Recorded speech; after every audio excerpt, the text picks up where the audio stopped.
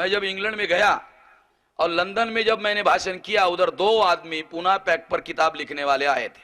मैं उस समय भाषण किया पूना पैक्ट पर। वो 2 व्यक्ति मुझे बाद में मिले जिन्होंने पूना पैक्ट पर किताब लिखी थी। वो 2 व्यक्ति मेरा सुनने के बाद मिले और मुझे क्या कहा कि आज हमको पूना पैक्ट समझ में आया। किताब तो हमने लिखी मगर समझ में आज आया पूना पैक्ट क्या है।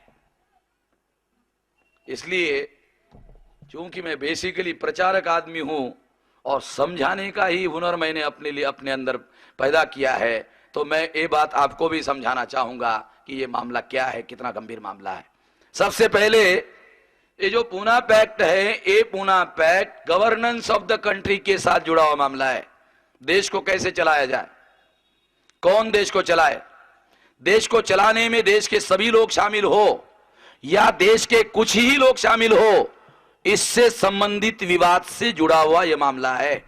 गांधी जी नहीं चाहते थे कि सभी लोग जुड़े रहे। बाबा साहब ये मानते थे कि इसमें सभी लोगों को अधिकार मिलना चाहिए और सभी लोग जुड़े हुए होने चाहिए। इससे ये मामला विवाद का कारण बना। साथियों, जब अंग्रेज भारत में नहीं आए थे, जब अंग्रेज भारत में नहीं आए थे तो इस देश की प्रजा के लिए कानून बनाने का अधिकार केवल मात्र ब्राह्मणों के पास था और ब्राह्मणों ने अपना कानून भारत में लागू किया था। BPC, Brahmans penal code. Brahmans penal code का नाम है मनुस्मृति। मैं मनुस्मृति को ब्राह्मणों का पीनल कोड मानता हूं।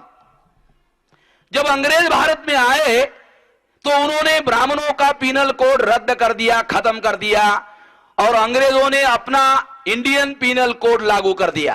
Indian penal code equality before law पर खड़ा था और ब्राह्मणों का penal code equality before law पर खड़ा नहीं था। और जैसे ही इंडियन पीनल कोड अंग्रेजों ने लागू किया, अंग्रेजों ने 1817 को नंद कुमार देव नाम के ब्राह्मण को फांसी पर चढ़ाया। 2000 साल के इतिहास में ब्राह्मण को फांसी की सजा होना, भारत के इतिहास में, क्योंकि मनुस्मृति में ब्राह्मण अगर हत्या भी करता है तो भी उसको फांसी देने का कोई प्रावधान नहीं है। इक्वेलिटी बिफोर लॉ के तहत ब्राह्मणों को 1817 में नंद कुमार देव नाम के ब्राह्मण को फांसी पर चढ़ाया गया। ब्राह्मणों को लगा कि साला ये अंग्रेजों का शासन ये हमारे लिए खतरनाक है,